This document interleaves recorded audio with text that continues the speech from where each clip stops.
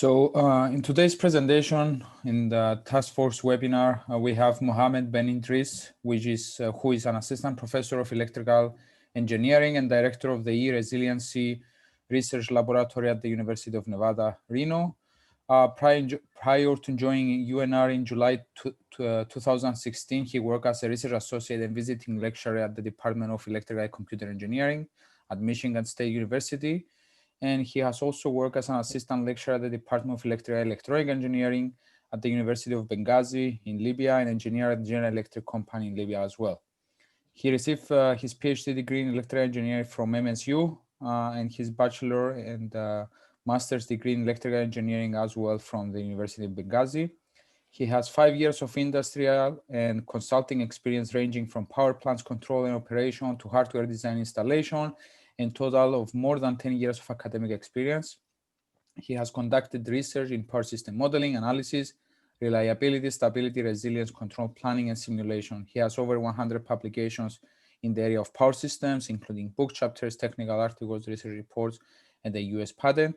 He's also the chair of the IEEE Northern Nevada section, secretary of Reliability, Risk, and Probability Applications Subcommittee, and the chair of the IEEE Task Force on Power System Resilience Metrics and Evaluation Methods. He's a recipient of the prestigious NSF Career Award and several Teaching Achievements Awards. Mohammed, welcome to the task force. Thank you for accepting our invitation. And we're very excited to hear about your NSF career work and your research on modeling of failure and cyber attack propagations in cyber physical energy systems. The floor is yours. Thank you. Thanks, Harris and Jumbo, for the invitation, and thanks for the introduction. And thanks for giving me time to talk about our project. And thanks for everyone who's attending today. It's my pleasure to be today to talk about the modeling of our project, about modeling of failure and cyber attack propagations in cyber physical energy systems. And this project is funded by the National Science Foundation, that for the Career Award. So most of the talk today will be basically on modeling of cyber physical and cyber attacks on cyber physical energy systems and how they propagate. So just to start with now, so why we need to talk about cyber physical now? That's the question. If since the power grid was functioning many decades ago, we had this phone calls. You get a phone call. I mean, there's no automation that time, at least in between power stations, but at least you get phone call from control centers going to systems who are working at power plants to ask them to, for example, do generation redispatch, trip a line, or just load. All these commands are by phone call, and usually and it's mandatory, not usually, they provide badge number. That's the time can treat it as cybersecurity thing. That's you provide a badge number. And myself, I work at GCOL in Libya, and that time, whenever we receive a command from the control center, they have to provide that number. However, it's not easy that time even to remember these numbers. So someone can hack the phone system and talk to you and say, do something. But anyway, that time is not difficult. It was difficult to know about the system. So if someone calls by the phone and say, do this and that, that may not even harm the system, because that will be one incident, one place, may not impact the system largely. Now we have a lot of cyber components in the system. We have automation, moving the grid to a digital world and making everything depends on communication, Internet of Things, and all these technology. They are good for the grid. They are good for making the grid operate at more efficient, more optimized, even increase the stability of the system, increase the reliability, increase the resilience. However, the problem is that the vector of cyber attacks also increases. I will talk about why that's a problem, because I mean later on in modeling the cyber attacks when we go to the cyber layers. Another thing is that has been noted is the increased reconnaissance missions and cyber attacks. I mean, if you look at several studies available in the literature of cyber attacks in power system, usually the assumption that attackers know the system very well. That assumption may not be accurate all the time, because even if you get data about the system, you get PMU numbers, PMU data, and all these bus numbers, it's not easy to really know the configuration of the system. It's not easy to know which part of the system has more impact on the operation of the system. So usually, I mean, coordinated attacks that happen between, country against another country, state another state, or agent another agent, or company against other company. So they take time for studying the system, which is they go and log in and see if how they can study the system. Also the natural disaster that may not be directly related to whether being cyber or not cyber. But again, if you lose the communication between control centers and those are power plants and other facilities in the grid, that also can impact it. But as again, this increase also raises a concern of operation of these systems. Now, if we lose communication, distributed control, that can help system operation. And that's the trend, having a distributed control, more resilient communication networks that can, you can have, whenever you have this distributed control, communication intermittency may not be a problem as before. However, as you make it more distributed, the vector of attacks will increase, because now we have many even beginners, they can attack the system. They may not be system-wide, but at least they have many impacts on the system.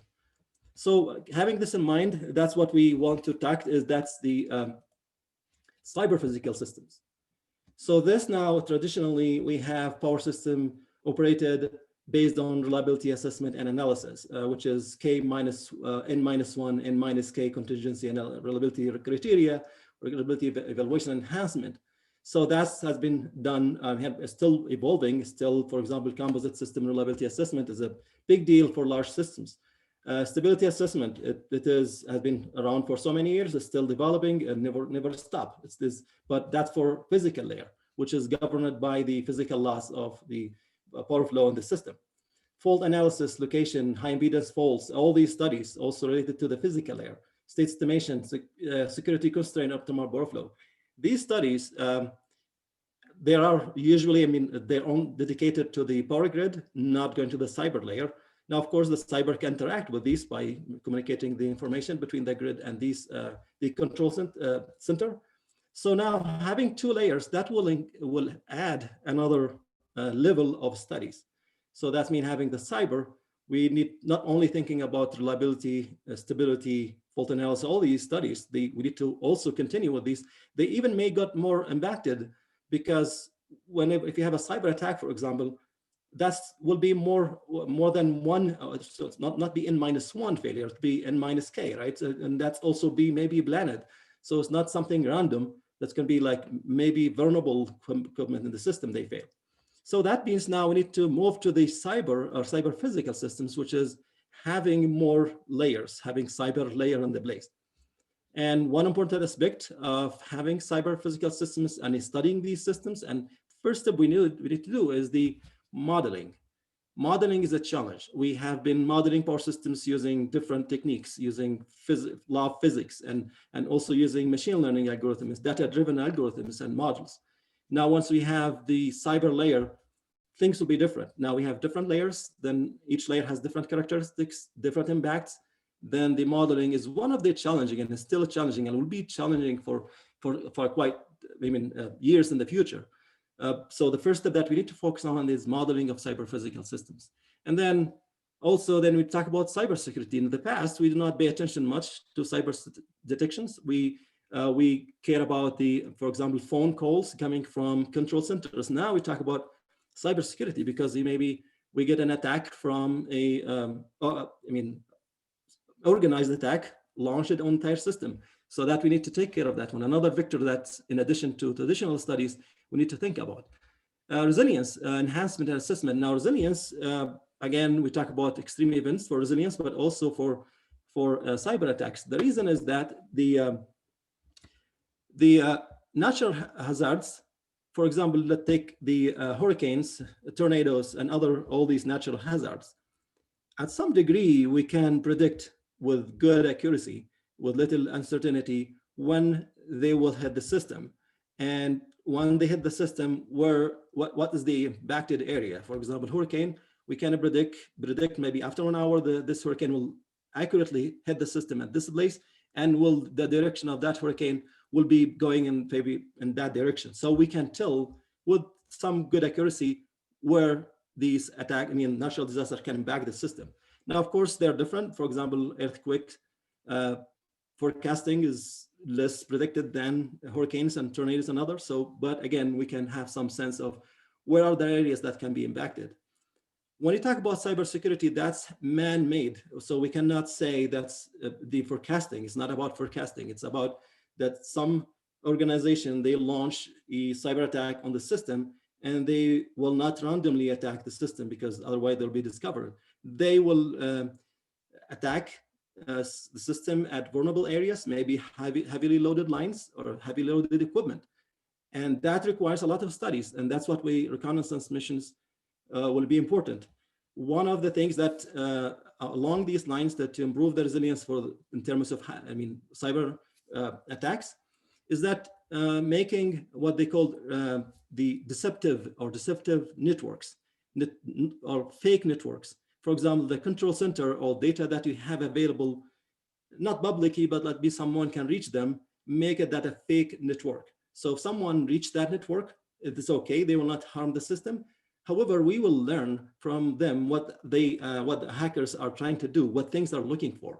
So we do deceptive networks, and then from those we can learn. So this is another direction of research that can enhance the resilience of cyber physical systems. So this is the studies that we need to move on in terms of these systems. So today, basically, I'll be talking about 4 things. First, I will talk about the classification of cyber layers, cyber physical layers, all of them. And then modeling of failure propagations and attack propagations between these layers. And then I'll talk about Testbed that we have been developing and for testing some of these concepts. And then I'll provide some sample results and take away some future directions. So start with first is the classification of cyber physical layers. Now it is important to classify them. I mean, having one layer as cyber and one layer as physical, that may not be accurate because there are some interactions between, for example, communications, computations, sensor layers, protection layers, all these layers, they interact between each other. Having all these, this entire cyber layer in one layer, that could be very abstract and may introduce some inaccuracy in the modeling and results. So it's important to classify them based on the interactions. Not only that, and then is also based on the type of study. For example, if you're studying the reliability and resilience of these systems, it is important to study the propagation or flow of failures and attacks within these layers, within and between these layers. If we are considering, for example, transient stability or dynamic stability, that's you're considering one contingency that's already reached the physical layer. So it's not important how that attack or how that impact reached the physical layer. As long as it reaches the physical layer, then we can study the impact of stability of that system. So then that type of study, you may need only 2 layers of type of analysis. And now it's a trade-off between solution accuracy and modeling. So there's some existing classification in the literature. Some they divide that you have physical layer and cyber layer could be control and computation layer and everything else underneath it. And that can fail or operate. So it has 2 modes of operation. It can be a failure mode or it could be in a success mode. And a little bit more detailed classification having the cyber layer in 2 layers, but each layer is divided into many multi-state. For example, maybe the decision layer could be operation, failure, or maybe decision error, that mistake, either error or it could be attack, because that can be manipulated remotely. And communication problem, it could be operation that's working or failure, complete failure, or data unavailability. Having the network is working, but the communication network is working, but you're not getting data for many reasons. It can be congestion in some buffers, some nodes and communication towers. Or it could be maybe physical failure in one of these components, but not the entire network. And board system can be regarded as operational failure, but also can be regarded as in a derated state. So what we're trying to develop is that we want to come up with what's the best fit of these layers. Having abstract model that will be simple, sufficient to study impacts of one layer on the grid, but again, ignores all the interactions between the sublayers. Having detailed model, that would be complex in terms of computation. It is maybe necessary at some time to study exact propagations between layers and sublayers, but also could be computationally involved, especially for repetitive computations. When you talk about reliability, probabilistic reliability, that's meaning you need to solve the system many times, and that requires a little bit simple models instead of having very complex models. So this is what we're proposing so far. This is the seeds that we started with. So we said, okay, now let's start with these layers. And then we model all these interactions and interactions. So interactions within the layers and between layers. And then we will start varying these layers, increasing or dividing layers and many sublayers, and see how the computation time or computation burden increases and how the accuracy improves. And we go the other way around. What if we take abstract models and see how these abstract models can impact the system? So this is the seed that we're working on, and that's what the result presented today and talk about today is also based on these layers for the system. So the just quick description what I mean by these layers. First is the physical layer, which is the bottom. That's the grid, and the power grid is just transmission, generators, transformers, etc. And these are governed by the physical laws. That's the power grid. Now, of course, there are many microcontrollers and other measurement devices and computation devices that attach it directly to the physical layer. Think about a control system that attach it to a gas turbine, steam turbine, any of these equipment in the system. These are local controllers, and they are, if it's make it accessible, they can be cyber layer, but they are not within the physical layer that's governed by the physical laws. So these will be logic or control commands, not the physical law. So what I mean by physical layer here, we define it as only the power grid, not the attached devices. Now, failure of a device, say physical device, but that's in the cyber layer, for example, and acts as a cyber command, that is modeled as in the cyber layer. The cyber layer itself, now cyber layer here, I mean that's anything else, not the grid. So anything beside the grid is cyber layer, I call it here. And now having a clear definition of how can we divide this cyber layer is not an easy, it's not a direct one-shot research that you can do it and you come with that definition. We're working in these as working in sub layers and increasing and see how the accuracy changes. So now, but again, most, as I said, most power grids are occupied when working with some operational processors and smart devices. These smart devices can be regarded as sub layers of the cyber layer, but not as the physical layer. And for example, the situational awareness, wide area control, all these goes to control and monitoring layer. So that's why we divided the cyber layer into too many sub layers. Just giving examples, these are sub layers of the cyber layer. Could be measurement layer, which is PMU devices, RTUs, any measurement that you receive from the field or from even equipment. For example, you find maybe a device that at a power plant that only functioning in terms of protecting that equipment or controlling equipment at power plant. However, you can use these data at the main control centers to maybe have some control actions. Communication layer is a very vital thing in between because this takes all these data measurements from the physical layer to the cyber layer, which is the computation and control and computation, and send it back. So one of the important tools, environment for in between, this is the communication layer. And the trend is, should we have it as distributed communication or centralized communication or both? Each one of them has different impacts. If you have it distributed, you can improve the intermittency or avoid the intermittency of communication or impacts of intermittency. However, you may not be able to widely see the system. Monitoring and control layer, this is where you get the situational awareness, state estimation, contingency analysis, all these applications are in the monitoring and control layer. And the protection layer, which is all the devices that's attached to the power system, and some of them could be local at the device level, for example, at the generator, or it could be differential protection, or it could be maybe a transmission line, it could be distance relay, or it could be maybe differential relay, and so on. This could be also the we can say frequency control can be also regarded as a protection, because if you have frequency problem, then you need to kick in some maybe load shedding or all these actions that also can be considered as with the protection layer. Computation layer, that's all the assets that you have. And again, if you remember this 2003, when the computer is frozen and control centers, they cannot see what's going on in the grid. And because of the situational awareness thing, after some time, they could not make any action because they thought the system is going well, but in fact it was not. And then later and consequently, all these developed in the complete blackout. So now these are the layers, and now we need to talk about how to model these the propagation of failures. There have been many ways available in the literature how to model the propagations. Some of them very traditional, have been used on other techniques. For example, heuristic techniques, that includes population-based methods like particle swarm optimization, genetic algorithms. All these methods can be used to model some of the interactions. Machine learning, specifically for cyber attack detection, and also can be used for data-based models to model these cyber physical systems.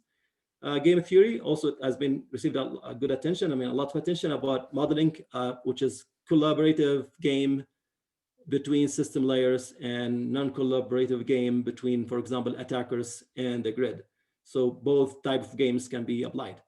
Markov chain, of course, it can be applied to find the propagation of failures within the same layer. Event trees has been also used a lot in finding the dependent failures. What we'll be talking today is specifically what we developed here, which is we call Snowflake development modeling.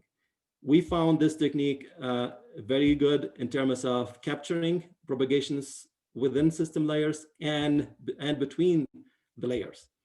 And the beauty of this one is that will provide an aggregated model. It's not only having a model that's only for this layer and then for another layer and then try to connect them. Now this model moves both horizontally and vertically. I mean, horizontally the same layer, vertically moving in between layers. So I'll explain I'll not go to explaining the machine learning algorithm, although I show some results, but I will be taking mainly here on the Snowflake development because that's what we have developed, and but other techniques are already available in the literature. So the goal of the modeling, that's we want to find chains of events that's leading from one initiating event, so suppose that attack or failure of any of these layers, how does that failure or attack propagates between these layers until probably reach maybe the physical layer and cause some damage. Once, if we know these chains, that will be the beginning results of reverting. In other words, if we know the chain of events that lead into catastrophic failure, then we can use the sensitivity analysis to track back what has caused all these development. And then we can then weight some alternatives for improvement, say, now we need to improve this equipment to avoid this type of chains. If we see that every time you have this failure, there is a trend, there is a chains usually goes in this direction, goes through this equipment, then we can recognize this equipment has been reached all the time for almost many failures. Then that equipment has to be fixed, or at least reducing maybe the failure, the repair time, or improving its resilience, reliability to any failures. So that's what the end goal after identifying these chains is how to revert them back. So then, for example, the chain of events that start from control center goes to communication and then to the power grid, that will be regarded as a chain. So the Snowflake approach here we'll talk about is use it to track both, as I said, vertical movement and horizontal movement within and between layers. So here's that it looks like. So you start with suppose that failure here or attack, and this flake will propagate or produce another flake, and this produce another flake. So this parent becomes these other children, and all these children produce another children, and they become parents. Now as they propagate, so they may be later on, they attach each other. The thing is that now these are not independent failures. For example, now, if this failure moves to this direction and this causes another failure, this also maybe cause another failure. And this direction also produce another flake, and this flake produce also another failures in other directions. The area here, they can connect later on. That can exactly models the interaction or dependency between the children, or connection between the children. So the children are not independent, as for example, you do the event tree method, that you start from one event and then try to propagate that event and see where it ends. For this algorithm that we're developing, that allows all these later on merge. So maybe have a failure of equipment, not because of this failure alone, not because of this failure alone, but because of the two flakes, something that propagates in the direction, this propagates in the direction, and later on, they cause it a common failure. So that's what we can do. So the property here, that's we start doing from one case, and then you see what's the likelihood of building another flake, which is how can that develop. Now, in analogy, will that flake be frozen and produce another flake, or will be melting and that's that, there's no development. And the closeness, that again depends on the layer that you're considering. If it is the electric power system or the grid, the distance or closeness is the electrical distance. In other words, maybe you have a line failure in this area. Another line will be overloaded, maybe will be overloaded, and that line may fail. And that line may not be close at all geographically, so it'll be in different area. So it's not geographically close, but because of the power flow redistribution, that line failed. And the communication system, for example, failure of a tower, switch, or buffer may cause some congestion in different places, because usually these communication networks, same thing, they redirect the information. And if you have a congestion, then maybe have delay, and you have delay, then the problem that you may not be able to see the system, maybe system is evolving, undergoing some cascading failures, but you cannot see it at the control center. Now, same thing now, the beauty of having Snowflake development technique, that's because we have studied several methods, Monte Carlo simulation, Markov chain, event trees, and all these. Sometimes they're difficult computationally to model all these details. Second, it may not be easy to capture the interactions and interactions. So we found that the Snowflake can, it has a combination between event trees and Markov chain, and also a combination of some covariance between these chains, these events. So we found that's it has the promise or potential to really give us good modeling for failure and attack propagations between and within system layers. So once we identify these chains, each chain will get a weight, and the one that has larger weight, that maybe need to improve it later on for enhancement. So for this work, only identifying, we're not working in enhancement. It's only identifying if there's a chain of failures or not. So now the thing that for this Snowflake, that's how it develops. It's similar to the in terms of starting with the failure state, and then you see what are the vertices and what the edges, and each edge develop to another one, and then you increase the counter. Once you increase the counter, and then later on, if you further, if no generation or no new flakes are generated, that has impact on the system. That means the search will be terminated, and the chain of events from the starting point until the point that the search is terminated, that is the chain of events. Here's the explanation of how it works. For example, you have layer 1 and layer 2. I'm just giving them layer 1 and layer 2. That could be any layer. Let us assume here layer 1 is a communication layer, layer 2 is the power grid layer. Now we start with a failure or attack on point A, could be a tower, or could be a buffer, or could be any communication device. And then if that's not fixed on time, takes some time, then they may cause congestion or problem another point in the same layer. And also point B is not fixed within time. If it is fixed, then we may go back to point A. If A is fixed, then that's disappeared. If not, then B, if it continues for so long, it may cause another failure, another point, because suppose that you lose communication for some time, you may lose control of some devices. In that case, they may evolve under any random failure, and that random failure may cause, because if they're not controlled, they may fail. And then if that failure may cause failure on the grid itself, as I said, maybe failure of one line can cause failure of another line because of the power flow. And then this may cause another line to fail. And then if this fails, maybe go back and to the communication layer. If that lasts for long, now communication layer may have batteries and other devices to keep them running for some time. But if that stays for long, or maybe related to power line carriers, in that case, then you will lose the communication between these points. So then for this case, that you have event that start from A, B, C, D, F, and that's the chain started from one point to another. Now the question is, now we're starting from point A, how can we stop where we stop? This is the termination procedure. To just understand the concept, let us think about a system that two components, to just visualize it in two-dimensional. Of course, that's not practical, but I mean two-dimensional state. So two states, X1 and X2. Two components, and each component can be in many states. So that's this is the state space of the system.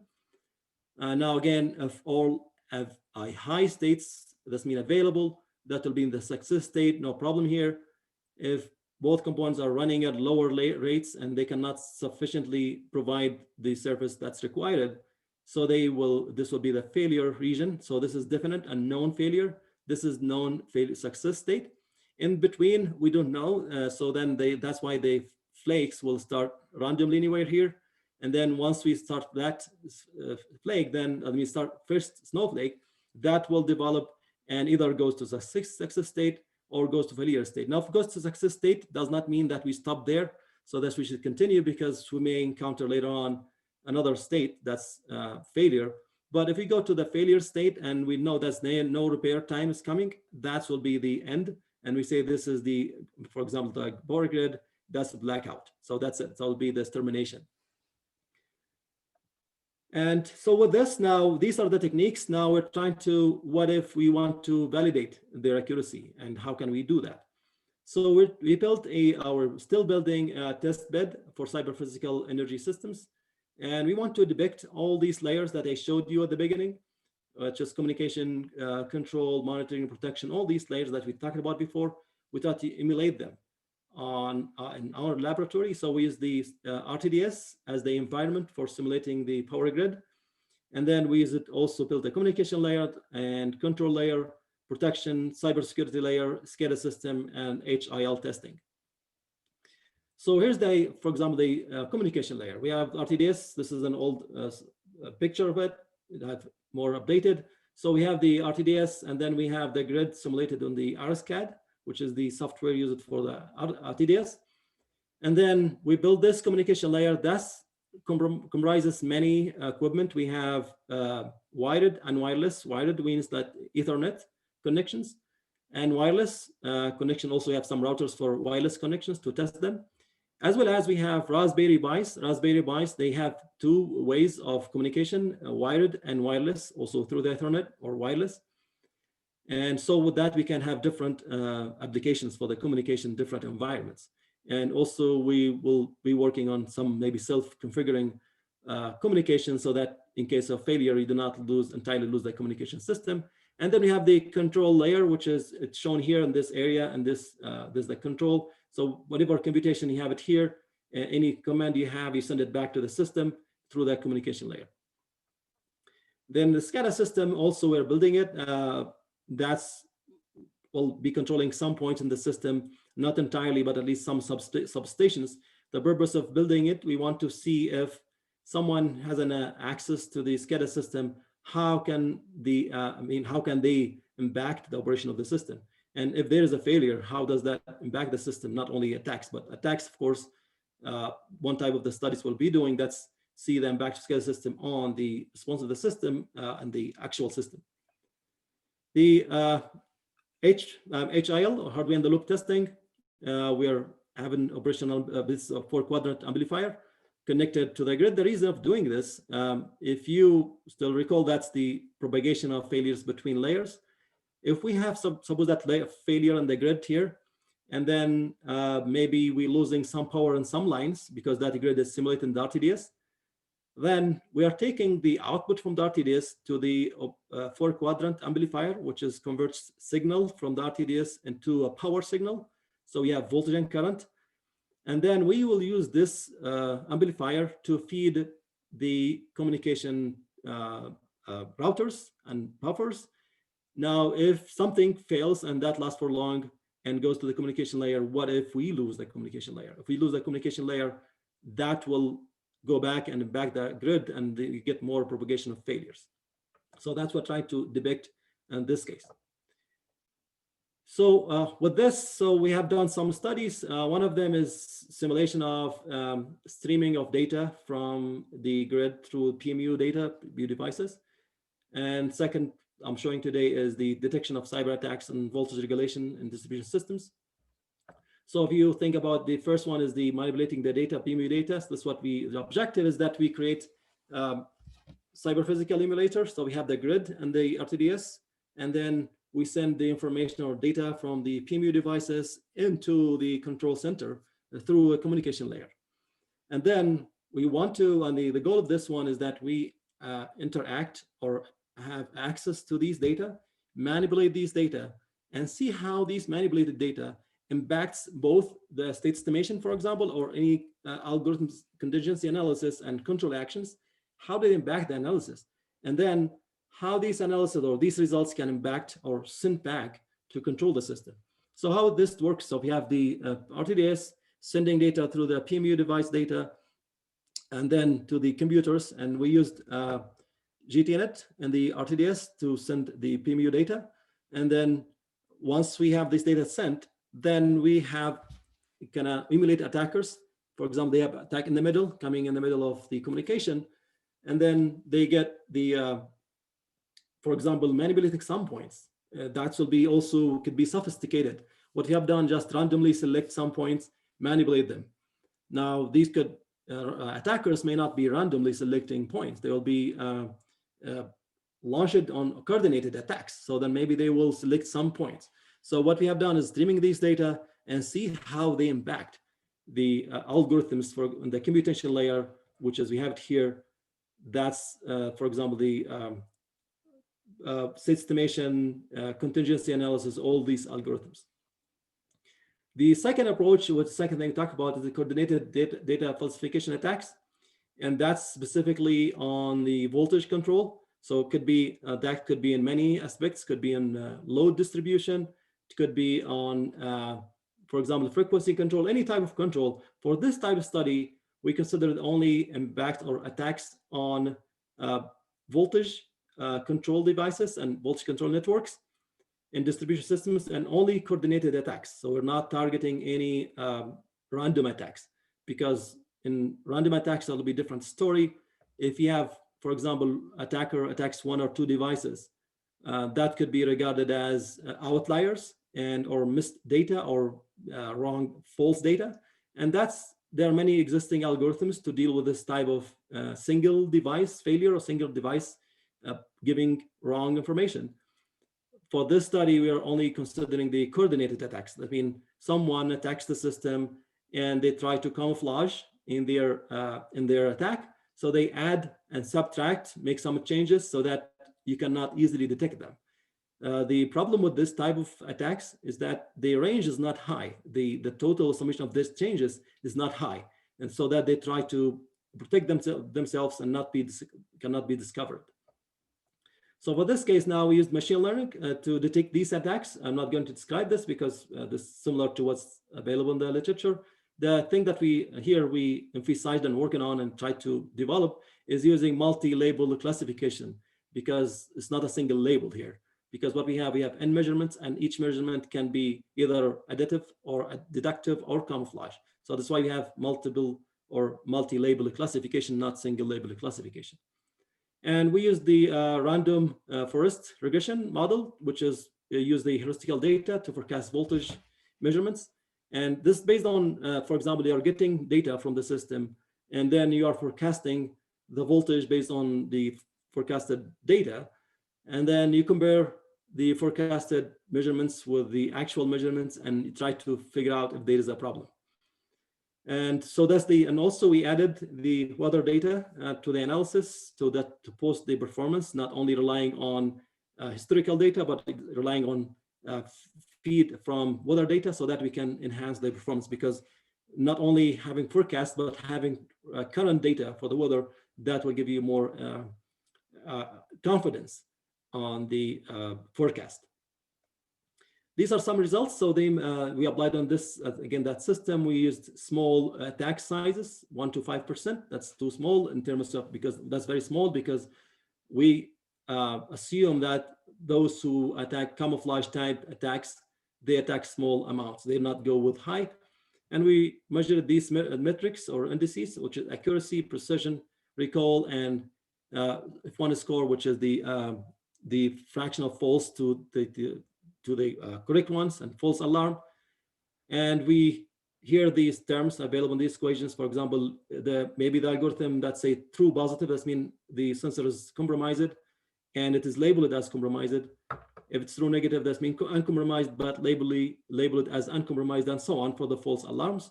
And we have several agents, as you see in this diagram, agent 2, 3, and 4, and the main one. And then we measured these accuracies among them, and it gave us very accurate results. However, I want to say here, this is a coordinated attack and specific measurements. So if you're taking random attacks or maybe single attacks, cannot be applied directly this way. Now, to come to a conclusion, that's, again, it's important to classify or precisely classify cyber physical energy system layers and sublayers, because that everything will depend on the classification. Once we come up with a good classification, and still this is an evolving problem, if we can classify these layers in a manner that's both guarantee the accuracy as well as reduces the computation burden and complexity, that will be a good starting point to model all these cyber physical energy systems. Also, we need to model the interactions between and within system layers, because taking only interactions between the entire abstract model of the cyber layer and the physical layer, we may lose some interactions between these sublayers. So it's important to have also see the interaction between, for example, communication, protection, and so on. Now, Snowflake technique that we have developed here, it's good in developing or modeling transitions between and within system layers. Again, it moves horizontally as well as vertically. In other words, it models failures within layers and between layers. However, this technique we have developed so far is only applicable to probabilistic analysis, because we take the weights of probabilities of each state. Taking dynamics, that could be a different story. We're not considering this technique for this application for now. Data-driven techniques, have the potential, of course, to capture interactions between system layers, and a lot of work in data-driven techniques, either data-driven models or data-driven techniques for detecting and modeling of failures and attack propagations in and within and between system layers.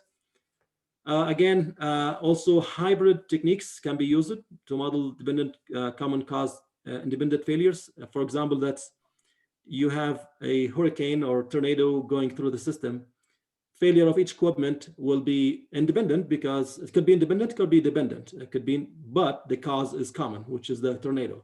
So that tornado may cause failure of many lines. These lines may fail independently but by that cause, or they can fail dependently because maybe failure of this line cause overload another line, and that line may fail.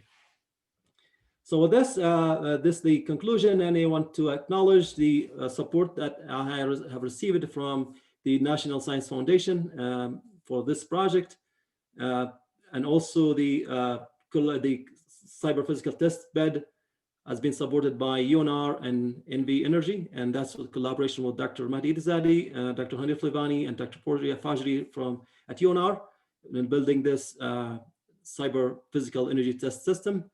And also thanks to my graduate and undergrad students who worked on this specific project. Many of them have contributed a lot on this work. Newcomer Zaman, Michael Abdul Malak, Narian, Pusal and Mokish Gautam, Matthew Egan, David Nichols, Benjamin Fritz. These are undergrad students, the last two, and they have contributed in building the SCADA system, building the test bed, and I'm thankful to their contribution. So with this, come to the end. If you have any questions, please let me know. Thank you very much, Mohammed. I'm sorry, I have been here a little bit late. And also I have to leave at this point because I have an emergent meeting at this point. So if you don't mind, I will hand over the Q&A session to Juan, and we will catch up later. Okay, sure, yeah. The phone call. Yeah, okay. Thank you. Thanks for the invitation. Sure, okay. Okay, hey, I'm Juan. I'm going to be handling the Q&A. I want to thank you for your presentation. I think it was great and had a lot of good things that I was very interested on the section of describing the different layers that the cyber and that you can have for the communication layer and the decisions and all of that. So thank you. If anyone on the chat have any questions, they can either unmute themselves and ask the question, or they can write their question on the chat box, and then I can ask that from here. I'm not seeing any question right now, so I can start with a few that I have. My first question to you would be, on slide 21, you were talking about how you were doing the entire, that one, exactly, that one. You were talking about how you have the power systems on the RTDS and then the communication. I wanted to ask you, what was the interfacing that you did between the RTDS and the communication layer part that you have there? Mm-hmm. Yeah, good question. Thanks. So we have two environments here. One is that the PMU data, we have these protocols to send the data from the PMU devices directly through the Ethernet to whatever stream. For example, the case study that I showed here. Yeah, here. So we use the PMU data, different buses, and we use the GTNet models. And these GTNet models directly send the PMU data to the internet, and then you can collect the data through the open, what they call open the source software that you collect the data for. I forgot the name now. So you collect these data and you can work with them. And the second is that we have Raspberry Pis. So Raspberry Pis, they get data, for example, from individual devices, and then use these Raspberry Pis because Raspberry Pis have the capability to both send data through wireless networks or wired network. So all these communication we have done so far is through the Ethernet cables or through the wireless communications, but interface has been either Raspberry Pis, or it could be the GTNet that's built in or bought with the RTDS. Okay, makes sense. Thank you. So in essence, I see that you kind of have a one-to-one mapping between the communication layer agent and the one on the RTDS, or is some kind of that, right? Yeah, so you need to track that type of communication, because for now we are using direct communication. So that's why we for this case now we are not having any self-configuring communication platform that you cannot track the communication. For now we're using like point-to-point communication. Okay, perfect. And I have one. I said also thanks for Mao Zhu. That's the Open PDC that to collect the data from PMU devices. Perfect. Thank you. Dr. Bennett, I can. Oh, can you hear me? This is Yes, I can hear you. Yeah, hi. Okay, thank you very much. I wasn't able to unmute myself, but I guess I can now. Thank you very much for a very interesting presentation. Really enjoyed it. Thank you. Thank you. Thank you for joining us today. Thank you. Thank you, Dr. Zed.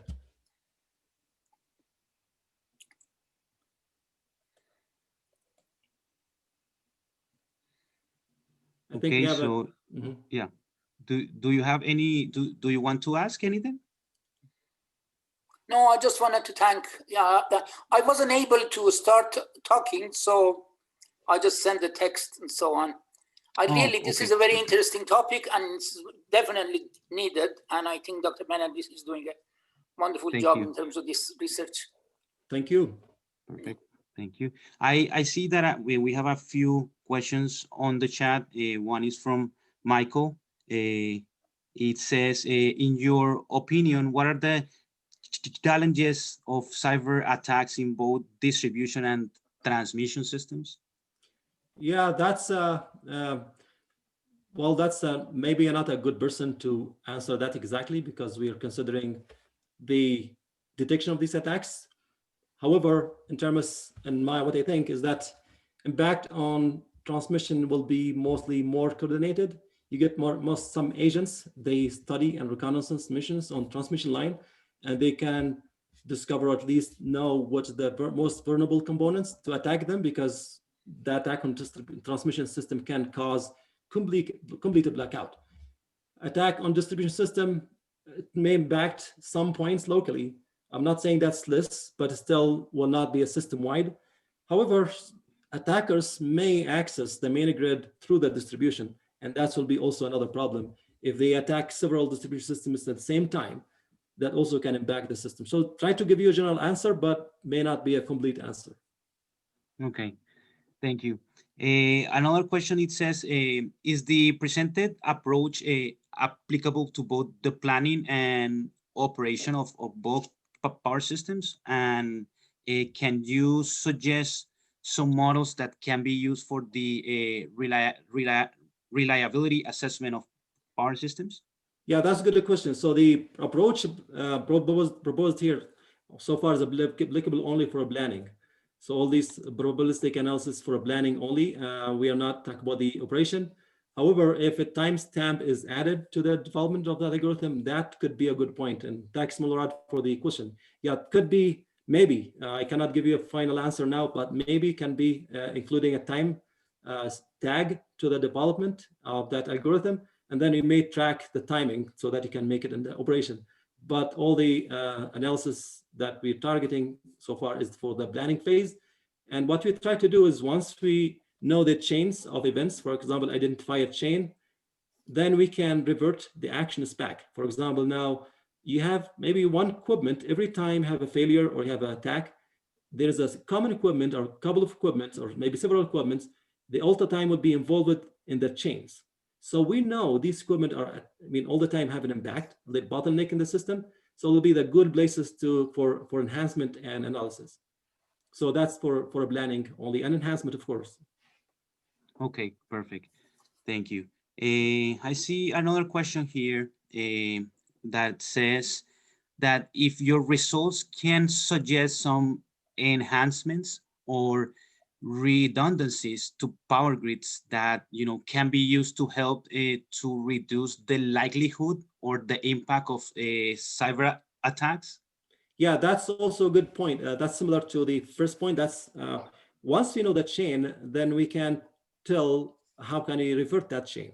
And that many techniques can use this case. We can use sensitivity analysis techniques to either increase the redundancy or maybe do maybe some other local improvements in some equipment, instead of maybe decreasing the repair time, because some equipment, if they fail for so long, they may cause another cascading failure. So these may not be, you do not need to redundancy here, but you need to reduce the repair time. Some equipments have to have some redundancy, because even if they fail for a few seconds, they will impact the system. And there is no way that we'd improve these equipments within seconds. So that in that case, we need redundancy. So sensitivity analysis of the chains, that will help us identify what type of actions we needed to improve the system. Okay, perfect. I see we have a few other questions. Let me see. Here it says in the data falsification attacks, how much impact did considering the weather data help in the detection? Yeah, that's a good question. Thanks, Ken. Yeah. Well, we did the study for both.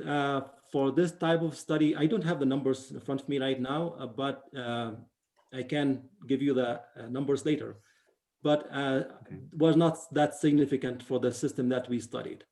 Was not that significant, but we guess that for maybe if you go with maybe not good, I mean, sometimes during some days you get, even with some forecast tools, you can get accurate prediction, but sometimes it's not. But for the tested case, the difference was not that much, but it could have difference. Makes sense. Thank you. Another question I see here, it says on distribution and smaller bulk assets, is there a potential for a high consequence, to the bulk grid based on coordinated attacks? Yeah, so if that's good question. Yeah, so when you go to unless you have the attack that's coordinated, right, and in the distribution side, their impact on the main grid may not be difficult. It may not be that significant. And the problem with distribution system usually, because you have many like distributed generators, and these distributed generators are accessible by utilities, owners, manufacturers, and all these elements. If they have access to these components and they can access the communication, the distribution system, if that's coordinated, if it's one distribution system, may not be that impactful, but can. But if it is coordinated, then if they attack many distribution systems at the same time, that can lead to a problem or large impact on in the transmission level. Transmission, okay. Perfect, thank you. Let's see, there's another question here. It says, it's from Mao. It says, if I understand correctly, the Snowflake requires a directed graph. So the PMU protocol, the C37.118, could be considered as a single direction flow, but for other ICS protocols like DMP3 and IC61850, there might be a bidirectional communication. So the question, I think I need to. So the purpose of the Snowflake is not. It is in a way it is one direction. In other words, you start from one state and then you continue to the another states.